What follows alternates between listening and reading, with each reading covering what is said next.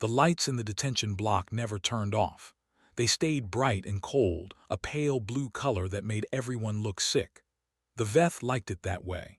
They said it helped them watch the prisoners better, but Yuna knew the truth. The aliens wanted the humans to feel tired and weak all the time. They wanted them to forget what darkness felt like, what rest felt like, what home felt like. Yuna was 8 years old. She had been on the colony ship with her parents when the Veth captured them. That was almost a year ago now. Her parents did not survive the first month. The Veth had called it processing. Yuna did not know exactly what that meant, but she knew her mother and father were gone. She did not cry anymore. She just watched. She watched everything. The detention block held about 300 humans. They lived in long rows of metal cages, 10 people to each cage. The floors were cold. The food was gray paste that tasted like nothing. The water came from pipes that dripped brown liquid twice a day. It was not a good place. But the humans survived. That was what humans did. Every morning the Veth guards walked through the block. They were tall creatures almost 3 meters high with gray skin that looked like stone. Their eyes were small and black like 2 holes in their faces. They had 4 arms and walked on 2 thick legs. When they spoke, their voices sounded like rocks grinding together. They did not think much of humans. To them, humans were small, soft, and weak. Good for experiments, good for study, nothing more. The guards would count the prisoners every morning. They would poke them with long sticks to make them stand. They would check for sickness or injury. Any human who was too sick to stand was taken away. Those humans never came back. Yuna's cage was near the middle of the block. She shared it with 9 other people. There was Hana, a woman in her 30s who used to be a doctor on the ship. Hana took care of everyone. She saved food for the weak ones. She cleaned wounds with torn pieces of cloth. She held the hands of people who were dying. The other prisoners called her mother, even though she was not related to any of them. There was old T-Min, a man with white hair and kind eyes. He had been a plant scientist on Earth. He knew the names of every flower and tree. Sometimes, late at night, he would whisper stories about forests and rivers to help the children sleep. Yuna liked his stories. They helped her remember that the universe was bigger than this metal prison. There was young Bora, a pilot who had flown small ships before the capture. She was always looking at the walls, the doors, the vents, always thinking, always planning. She never said what she was planning, but Yuna could see it in her eyes. And then there was Sung-Ho. Sung-Ho was different from everyone else. He was a big man, maybe 45 years old, with wide shoulders and hands like stones. His face had many scars, old ones and new ones. He had been a soldier on Earth, Hana said. He had fought in many wars. He had seen things that broke other men, but Sung-Ho was not broken. He was just quiet. He had not spoken a single word in 6 months. When the guards poked him, he stood up slowly and stared at them. When they pushed him, he moved without fighting back. When they hit him, he did not make a sound. He just took the pain and kept going. Some of the other prisoners thought he was scared. Some thought he was stupid, but Yuna knew better. She watched him every day. She saw how he moved, how he looked at the guards when they were not looking at him, how his eyes measured distances and counted weapons, how his fingers sometimes twitched like they were remembering how to fight. Sung-Ho was not scared. He was not stupid. He was waiting. The other prisoners had a name for him. They called him the honey badger. Yuna did not know what a honey badger was at first. Hana explained it to her. It was a small animal from Earth. It was not big or fast or strong compared to other animals, but it was almost impossible to kill. It would fight lions and snakes and anything else that attacked it. It would never give up. It would never run away. It would take any amount of pain and keep fighting until it won or died. That was Sung-Ho, the honey badger. Yuna liked to sit near him during meal times. He never spoke to her, but sometimes he would give her part of his food. His gray paste for her gray paste. It was the same, but somehow it felt like a gift. She would nod at him and he would nod back. That was their conversation. One day, a new group of prisoners arrived. They were from another captured ship. They were scared and confused, crying and asking questions that nobody could answer. One of them, a young man with wild eyes, tried to run when the guards came close. The guards caught him easily. They threw him to the ground and beat him with their sticks until he stopped moving. The other new prisoners screamed. The old prisoners said nothing. They had seen this before. Sung-ho walked over to the young man after the guards left. He picked him up gently, like picking up a child. He carried him to Hana, who cleaned his wounds and wrapped his broken arm. Sung-ho stayed nearby the whole time, watching, making sure the guards did not come back. Later that night, Hana spoke to one of the new prisoners, a woman who was shaking and crying. "Listen to me," Hana said softly. "You want to survive this place. Watch the big man, the one who does not speak. Do what he does. Stay quiet, stay calm, do not fight them, not yet." "He is a coward," the woman said. "He just lets them hit him." Hana shook her head. "No, you do not understand. That man is not a coward. He is the most dangerous person in this entire station. He is just waiting for the right moment." "Waiting for what?" Hana looked across the cage at Sung-ho. He was sitting against the wall, eyes closed, breathing slowly. "I do not know," she said. "But when it comes, I feel sorry for anyone standing in his way." Yuna heard this conversation. She hugged her knees and looked at Sung-ho. She thought about honey badgers and soldiers in silence. She thought about how the Veth did not understand humans at all. They saw small bodies and soft skin. They saw creatures that did not fight back. They thought this meant weakness. They were wrong. Yuna had seen humans do amazing things in this prison. She had seen a woman with broken legs drag herself across the floor to help her friend. She had seen an old man give his last food to a stranger's child. She had seen people sing songs in the dark to keep each other brave. Humans were not weak. They were just different. They did not show their strength the same way the Veth did. The Veth showed strength by hurting others. Humans showed strength by surviving, by helping, by waiting. One day, Yuna knew the waiting would end. And on that day, the Veth would learn what humans really were. She looked at Sung-ho one more time. He opened his eyes and looked back at her. For just a moment, she thought she saw something in his face. Not anger, not sadness, something else. Something patient and deep, like a fire burning far underground. Then he closed his eyes again, and the moment was gone. Yuna smiled a little smile and went to sleep. Tomorrow would be another day of watching, another day of waiting. But not forever. The warden came to the detention block on the 7th day of the cold month. His name was Thexal, and he was the highest officer on the entire station. He was taller than the other Veth, almost 4 meters, and his gray skin was covered with marks that showed his rank. When he walked, the floor shook under his heavy feet. When he spoke, everyone listened. Thexal did not visit the human prisoners often. He thought they were boring, weak little creatures that did nothing interesting. But today was different. Today was a special day. The Dominion High Council had sent a message asking about the human specimens. They wanted to know if humans could be useful as workers or soldiers. Thexal had to make a report. He walked into the feeding hall with 6 guards behind him. The feeding hall was a large room where all the prisoners came twice a day to receive their gray paste. It was the only time they were all together in one place. The perfect time for a demonstration.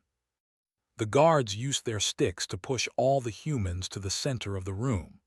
300 people, standing close together, looking up at the massive alien who watched them like they were insects. "On your knees," Thexal said. His voice was loud and sharp. "All of you, knees on the ground, heads down, show proper submission to the Veth Dominion." The humans looked at each other. Some of them knelt right away. They were scared. They had seen what happened to people who did not obey. Others knelt slowly, their faces filled with shame and anger, but they knelt. Hana knelt near the front, pulling Yuna down with her. "Stay low," she whispered. "Do not look at him." Yuna nodded, but she kept her eyes open just a little. She wanted to see. Sung-ho was standing near the back of the group. He did not kneel with the others. He stood there calm and still, looking straight ahead. Not at Thexal, not at the guards, just ahead at nothing. One of the guards noticed him. The guard walked over and poked Sung-ho with his stick. "Kneel," the guard said. Sung-ho did not move. The guard hit him harder. "Kneel, animal." Slowly, very slowly, Sung-ho lowered himself to one knee, then the other. He was kneeling now, but his back was straight and his head was up. He was still staring forward. Thexal noticed the movement. He pushed through the crowd of kneeling humans, his heavy feet stepping close to their bodies. Some of them shook with fear as he passed. He stopped in front of Sung-ho and looked down at him. "This one," Thexal said. "What is wrong with this one?" "He does not speak," a guard answered. "He has not spoken since he arrived. We think his mind is damaged." "Damaged?" Thexal leaned closer to Sung-ho. "Or stubborn?" Sung-ho did not react. He just kept staring forward. Thexal's small black eyes grew narrower. He was used to fear. He was used to humans crying and begging and shaking when he came near them. This one did nothing. This one just sat there like a stone. "I said proper submission," Thexal said. His voice was harder now. "Head to the floor, show respect to your masters." Sung-ho did not move. The room was very quiet. 300 humans held their breath. Even the guards seemed nervous. Everyone could feel something building in the air, like the moment before a storm. "Did you hear me, animal?" Thexal's voice was a growl now. "Put your head on the floor." Sung-ho raised his eyes. For the first time he looked directly at Thexal. His face was calm. His eyes were empty. He did not look scared. He did not look angry. He just looked. And then he did nothing. Thexal felt something strange in that moment. A cold feeling in his stomach that he did not understand. He had crushed rebellions. He had broken warriors from a dozen different species. He had never felt this feeling before. It made him angry. He pulled his ceremonial staff from his belt. It was a long metal rod, heavy and hard, covered with symbols of his rank. He raised it high above his head. "You will learn your place," he said. And he brought the staff down across Sung-ho's face. The sound was terrible, metal against bone. Sung-ho's head snapped to the side. Blood flew from his mouth and splattered on the floor. A long cut opened on his cheek. He fell to one hand, catching himself before he hit the ground. The humans gasped. Some of them started to cry. Hana's hands turned into fists at her sides. Bora looked like she wanted to jump up and fight, but nobody moved. Nobody dared. Yuna watched from behind Hana. She saw the blood. She saw Sung-ho's body bent over on the floor. She saw the look on Thexal's face. The warden was smiling. He was proud of himself. He thought he had won. Yuna knew he had not won. She knew something the warden did not know. She had watched Sung-ho for months. She had seen the fire in his eyes. She had seen him wait and wait and wait. And now she saw what the warden could not see. She saw Sung-ho's fingers stop shaking. She saw his breathing become slow and steady. She saw his shoulders relax, not with defeat but with decision. Yuna tugged at Hana's sleeve. Hana looked down at her, tears in her eyes. "That was a big mistake," Yuna whispered. Hana's face changed. The tears stopped. Her eyes went wide. She looked at Sung-ho and then she understood. On the floor, Sung-ho slowly pushed himself back up to his knees. Blood ran down his face and dripped from his chin. He wiped some of it away with the back of his hand. He looked at the blood for a moment like he was studying it. And then he smiled. It was not a happy smile. It was not a friendly smile. It was the smile of something old and dangerous waking up from a long sleep. It was the smile of a predator who had finally decided to hunt. Thexal saw the smile and the cold feeling in his stomach grew stronger. He did not understand it. He had just hit this human hard enough to crack bone. The human should be crying. The human should be begging. Why was it smiling? "What is wrong with you?" Thexal demanded. "Are you broken? Are you mad?" Sung-ho did not answer with words. He just kept smiling, his eyes locked on the warden's face. There was no fear in those eyes. There was no pain. There was only a terrible, patient promise. The guards shifted nervously. They had weapons. They had armor. They were twice the size of any human, but something about this moment made them want to step back. Hana slowly moved her hand to touch the people kneeling near her. "Get ready," she breathed, so quiet that only they could hear. "When it starts, move toward the doors." "When what starts?" someone whispered back. Hana did not answer. She just watched Sung-ho, her heart pounding in her chest. Thexal raised his staff again. "I will beat the smile off your face, animal. I will show you what happens to creatures who do not know their place." The staff came down again. But this time Sung-ho moved. His hand shot up faster than seemed possible for a human. His fingers closed around the staff, stopping it in midair. The sound of metal slapping against flesh echoed through the hall. Thexal tried to pull the staff back. It did not move. He pulled harder. It still did not move. The human was holding it with one hand and the human was stronger. That was impossible. Humans were weak. Humans were soft. Humans could not match the strength of a Veth. Sung-ho rose to his feet, still holding the staff. Blood still ran down his face, but he did not seem to notice it. He was staring at Thexal with those empty, terrible eyes. And then, for the first time in 6 months, Sung-ho spoke. His voice was rough and dry, like he had forgotten how to use it, but his words were clear. "My turn," he said. Yuna smiled in the crowd. The waiting was over. Sung-ho moved like water flowing downhill, fast and smooth and impossible to stop. His hand twisted the staff out of Thexal's grip. The warden was strong, but he was slow. He was used to creatures who ran away or fell down when he hit them. He was not used to something that hit back. Sung-ho spun the staff once in his hands, testing its weight. It was a good weapon, heavy, solid. He had used worse. The first guard came at him from the right. Sung-ho did not even look. He stepped to the side and swung the staff low. It caught the guard's knee with a crack that echoed through the hall. The guard fell, screaming in a language no human understood. The second guard tried to grab Sung-ho from behind. Sung-ho ducked under the reaching arms and drove the end of the staff into the guard's stomach. The guard doubled over, and Sung-ho brought the staff down on the back of his head. The guard stopped moving. 2 guards down, 4 seconds had passed. Thexal was screaming orders, but his voice sounded strange, high and thin, almost like fear. The remaining guards pulled out their shock sticks, weapons that could make a human's whole body burn with pain. They circled around Sung-ho, trying to trap him. They did not understand what they were fighting. Sung-ho had been a soldier for 25 years. He had fought in the Jakarta siege, where 10,000 humans held a city against enemies with better weapons and more soldiers. He had been one of the last 50 men standing when the relief forces finally arrived. He had killed with guns and knives in his bare hands. He had watched his entire squad die in front of him, one by one, while he kept fighting. After that day, he had sworn an oath. He would not speak again until he could protect someone, until he could save someone instead of watching them die. For 6 months in this prison, he had waited. He had watched. He had learned the guards' patterns, their weaknesses, their blind spots. He had let them hit him and push him and treat him like an animal.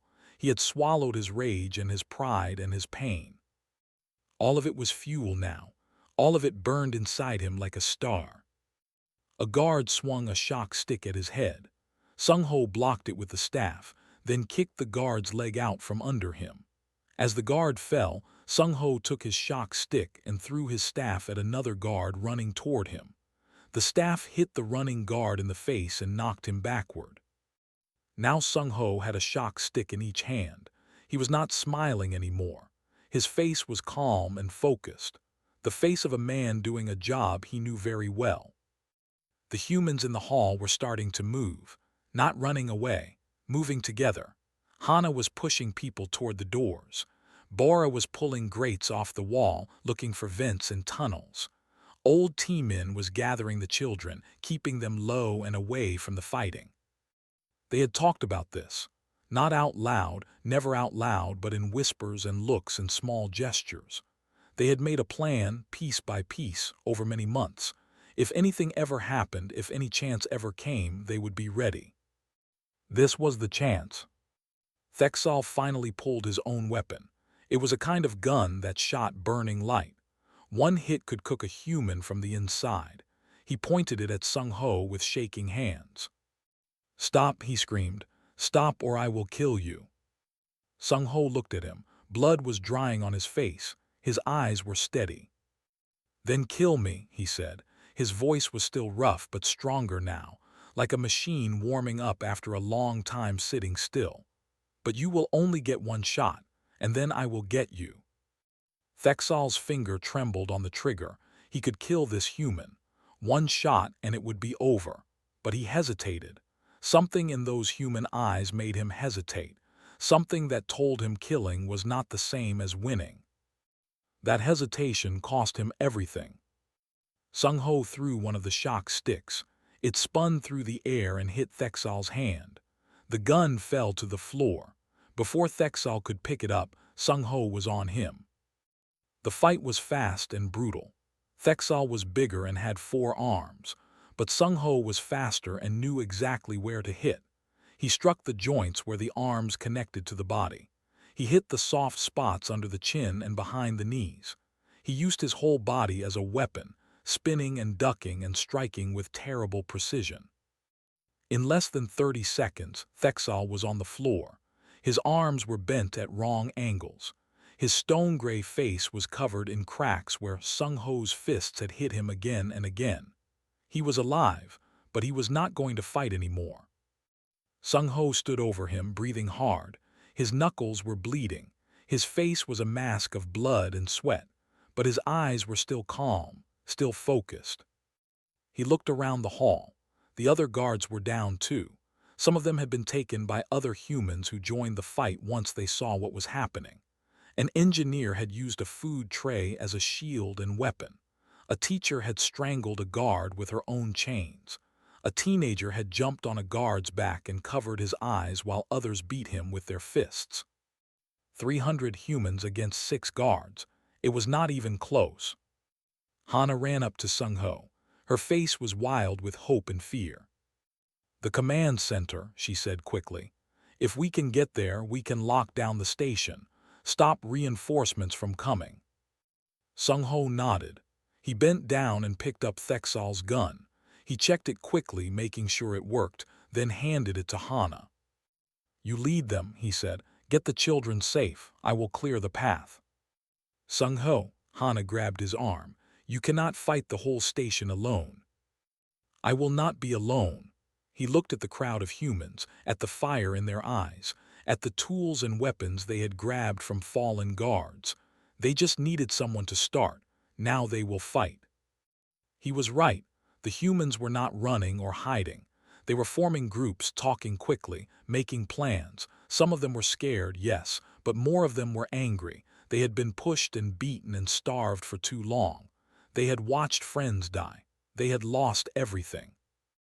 Now they had a chance, and they were not going to waste it. Sung Ho walked toward the main door of the feeding hall. Other humans fell in behind him, men and women of all ages. None of them were soldiers. They were farmers and teachers and scientists and pilots. They did not know how to fight the way Sung Ho did. But they knew how to survive. They knew how to work together. They knew how to never give up. That was enough. At the door, Sung Ho stopped and looked back at the room. His eyes found Yuna in the crowd, the little girl who had watched him for months, the one who had seen what others could not see. She was holding T-Min's hand, ready to follow the group to safety. But she was looking at Sung Ho with those sharp, knowing eyes. He nodded at her, she nodded back. Then he turned and pushed through the door, into the hallway beyond, into the fight that would decide if 300 humans would live or die. The station alarm started screaming. Red lights flashed everywhere. Doors began to lock down. The Veth knew something was wrong. They would send soldiers. They would send weapons. They would try to crush this rebellion before it could spread. But they were already too late. The humans were not specimens anymore. They were a swarm. The station had 5 levels. The detention block was on level 3. The command center was on level 1. Between them were hundreds of hallways, dozens of locked doors, and at least 40 Veth guards who had just received orders to kill every human on sight. Sung Ho led the first group. 20 humans, all of them strong enough to fight. They moved fast through the hallways, using the chaos to their advantage. The alarms were so loud that the guards could not hear them coming. The flashing red lights made it hard to see. Sung Ho had watched the guards for 6 months. He knew their patrol routes. He knew which doors they used. He knew where they kept their weapons. Now all that watching was paying off. They reached the first armory in less than 3 minutes. 4 guards were inside, grabbing weapons and armor. Sung Ho did not give them time to put anything on. He burst through the door with his shock stick swinging. The humans behind him followed with metal pipes and chains and anything else they had found. The fight was fast and messy. 1 human went down with a burned arm. 2 guards escaped through a back door. But when it was over, the humans had guns. Real guns. The kind that could kill Veth. Back in the detention block, Hana was organizing the rest of the prisoners. She split them into groups. The fighters went with Sung Ho's team to push toward the command center. The builders worked on blocking doors and making barriers. The caretakers took the children and the sick ones to the deepest part of the block where they could hide. Old T-Min was doing something strange. He was in the food storage room, mixing chemicals together. The gray paste the Veth fed them was made from processed plants. T-Min knew plants. He knew that some chemicals in them could burn or blind or make it hard to breathe. "It will not kill them," he told Bora when she came to check on him, "but it will make them very unhappy." Bora grinned and helped him fill containers with the mixture. On level 2, Sung Ho's group met their first real resistance. A squad of 8 Veth soldiers came around a corner with their weapons raised. These were not guards. These were real fighters. Their armor was thick and their guns were big. "Down!" Sung Ho shouted. The humans dropped to the floor as bright beams of burning light flew over their heads. The hallway walls melted where the beams hit. Sung Ho rolled behind a support pillar and fired back. His stolen gun was smaller than theirs, but he knew how to use it. He hit 1 soldier in the joint between arm and body where the armor was thin. The soldier fell. The other humans were not trained fighters, but they were smart. They spread out along the hallway, taking cover behind anything they could find. They fired in turns, keeping the soldiers busy while others moved closer. A young man named Jaiwon, who had been a cook on the colony ship, crawled through a vent above the hallway. He dropped down behind the soldiers and threw one of T-Min's chemical bombs. Yellow smoke filled the air. The soldiers started coughing and grabbing at their eyes. The humans charged. It was not a clean fight. More humans got hurt. 1 woman was killed when a soldier's beam caught her in the chest. But when the smoke cleared, all 8 soldiers were down and the humans controlled level 2. Sung Ho knelt beside the dead woman. Her name was Sunyi. She had been a gardener. She had talked about the flowers she wanted to plant when they got home. "I am sorry," Sung Ho said quietly. "I will not forget you." Then he stood up and kept moving. There would be time to grieve later. Right now, every second mattered. On level 3, the Veth tried something different. They sent in drones, small flying machines with cameras and guns. The drones were fast and hard to hit. They flew through the hallways, shooting at anything that moved. Bora was ready for them.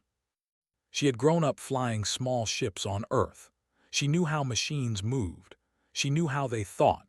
She had spent weeks in the detention block watching the maintenance drones that cleaned the floors and fixed the lights.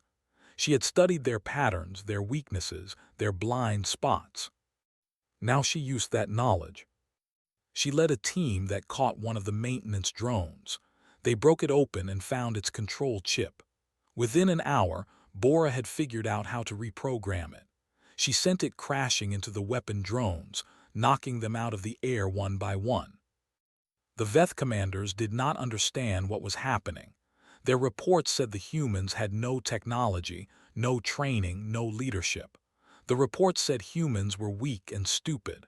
The reports were wrong. Sung-Ho reached level 1 as the station clocks showed midnight. He had started with 20 fighters. Now he had 8.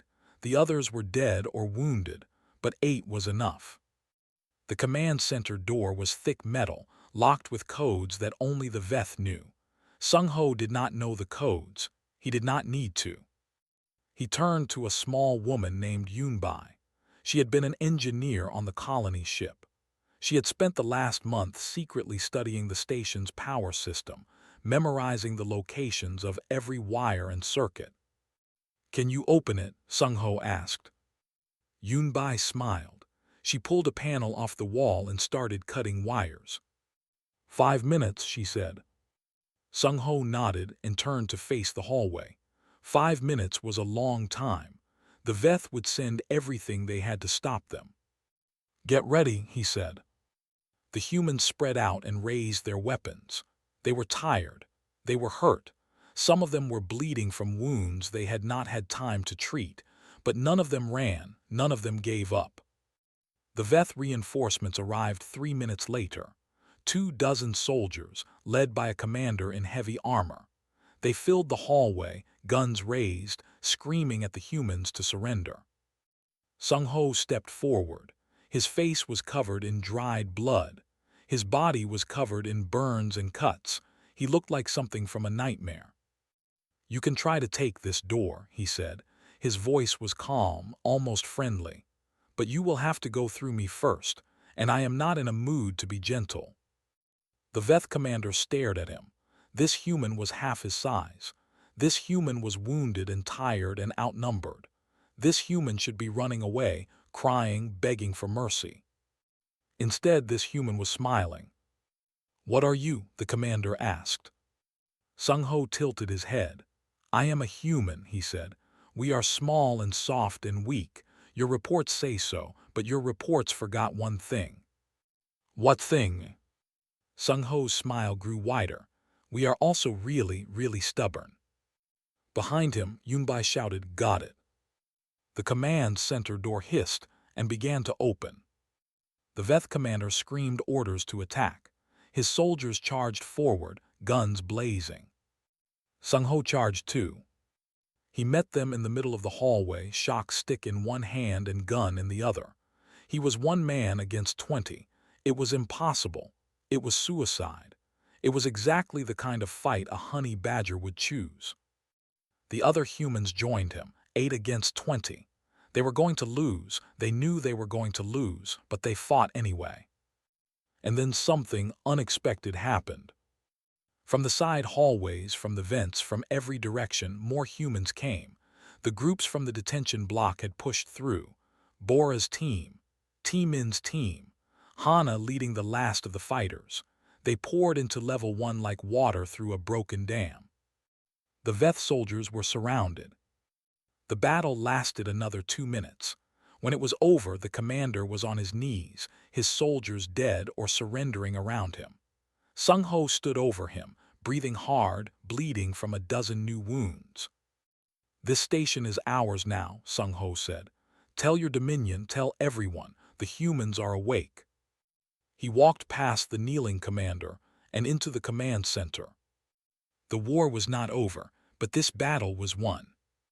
And somewhere on level 3, a little girl named Yuna looked up at the ceiling and smiled. 3 weeks had passed since the night of blood and fire. The detention station was different now. The cold blue lights had been changed to warmer colors. The cages had been opened and turned into living spaces with beds and blankets taken from the Veth officers' quarters. The gray paste was gone, replaced by real food from the station's emergency supplies. The humans had won. It had not been easy. 47 humans died in the fighting. Their names were written on a wall near the command center, carved into the metal so they would never be forgotten. Sung Ho had carved each name himself. His hands were still bandaged from the work. Many more were wounded. Hana had turned the old feeding hall into a hospital. She worked day and night, stitching wounds and treating burns and helping people learn to walk again after what the Veth had done to them.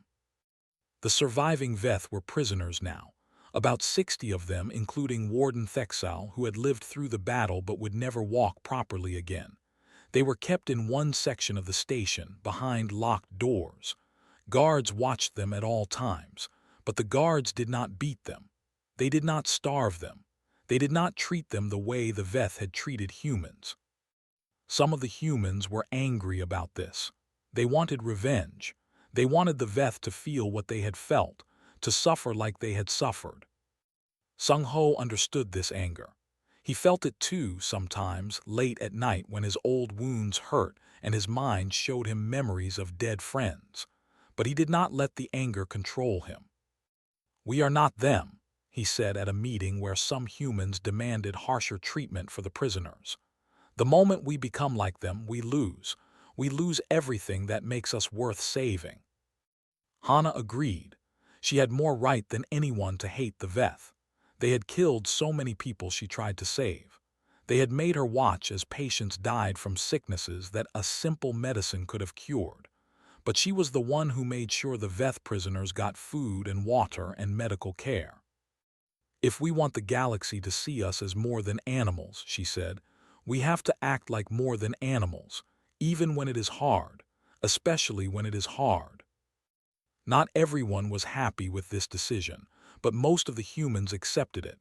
They were too tired for more violence anyway. They just wanted to rest. They just wanted to go home. The command center had a communication system that could reach across the stars. On the second day after the battle, Yunbai figured out how to use it. She sent a signal toward Earth-controlled space. A simple message, repeated over and over. "This is the colony ship Heaven's Path. We are survivors. We have taken control of Veth Detention Station Kelvora 9. Please send help. We want to come home." Then they waited. Waiting was hard. Some people worried that no one would come. Earth was far away. The Veth Dominion was powerful. Maybe the humans back home did not even know they existed anymore. Maybe they had been forgotten. Yuna did not worry. She sat with Sung Ho every day, watching the stars through the big windows in the command center. He did not talk much, but he talked more than before. Sometimes he told her stories about Earth, about forests and oceans and cities full of lights, about ice cream and birthday parties and dogs that would lick your face when you came home. "Do you think they will come?" Yuna asked one day. Sung Ho looked at her. His face was healing, but the new scars would never go away. They joined the old ones, making a map of all the battles he had fought. "Yes," he said, "humans do not leave their people behind. It might take time, it might be hard, but they will come." "How do you know?" He was quiet for a moment. Then he smiled a little. "Because that is what we do. We find each other, we help each other. No matter how far away, no matter how impossible it seems, that is what makes us human." Yuna nodded and went back to watching the stars. On the 18th day, something changed. Bora was on watch in the command center when the sensors started beeping. She looked at the screen and her eyes went wide. "Everyone," she shouted, "come look at this." People ran to the command center from all over the station. They crowded around the screens, pushing to see. Ships, dozens of ships, coming out of faster-than-light travel at the edge of the system. Big ships and small ships, war ships and rescue ships, ships with the blue and green flag of the Earth Alliance painted on their sides. They had come. Hana started crying. T-Min fell to his knees and whispered a prayer of thanks. Bora laughed and hugged the person next to her, who happened to be a stranger she had never talked to before. People were shouting and cheering and crying all at the same time. Sung Ho stood at the back of the crowd, watching. He did not cheer. He did not cry. He just closed his eyes and breathed, long and slow, like a man putting down a heavy weight he had carried for too long. The communication system crackled with an incoming signal. Attention Kelvora 9. This is Admiral Park of the Earth Alliance Rescue Fleet. We received your message. We are here to bring you home. Please respond. Hana pushed through the crowd to the communication panel. Her hands were shaking so hard she could barely press the buttons. Admiral Park, this is Hana, Medical Officer of Heaven's Path. We hear you. We are here. There are 253 of us. We are ready to come home. There was a pause. Then the Admiral's voice came back, warm and strong. Copy that, Hana. Hold tight. We are on our way. You have all been very brave. The galaxy knows what you did. They will never forget. Hana could not speak anymore. She just nodded, even though the Admiral could not see her.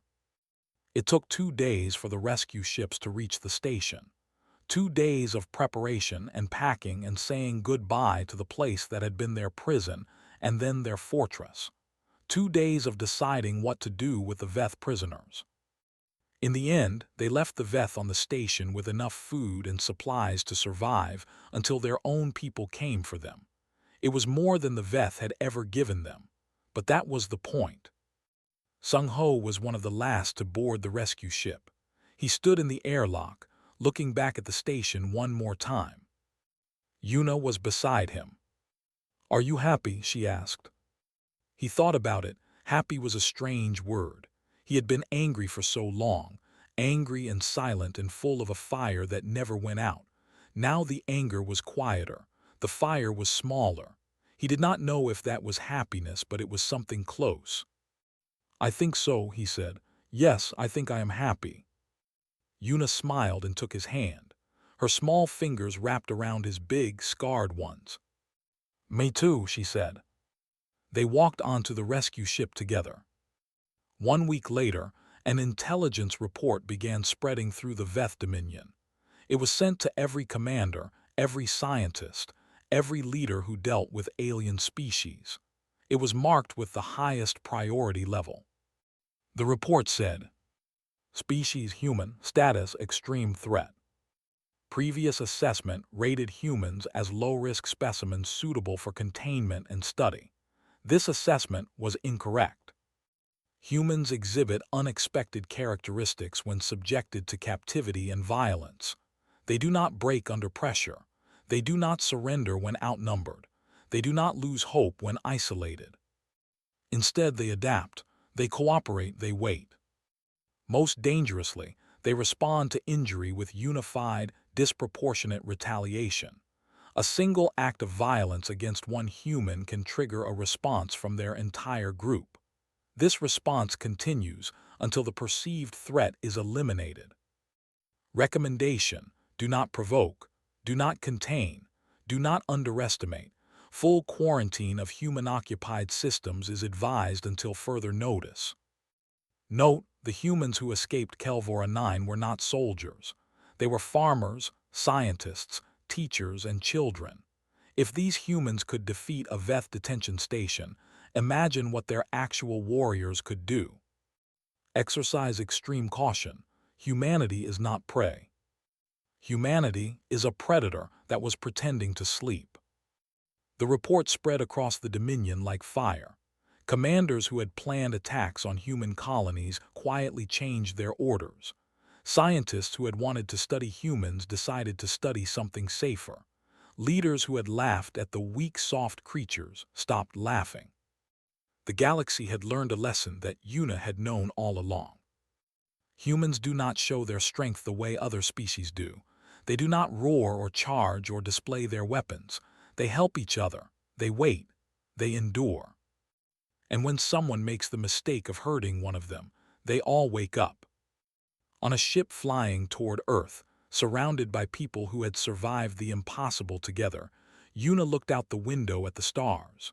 She was going home. She was going to see trees and sky and all the things T-Min had told her about in his stories. Beside her, Sung Ho was sleeping peacefully for the first time in years.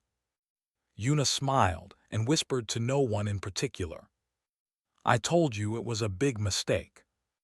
The stars seemed to twinkle in agreement.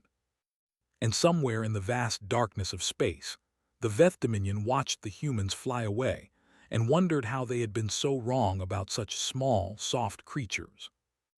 They would wonder for a very long time.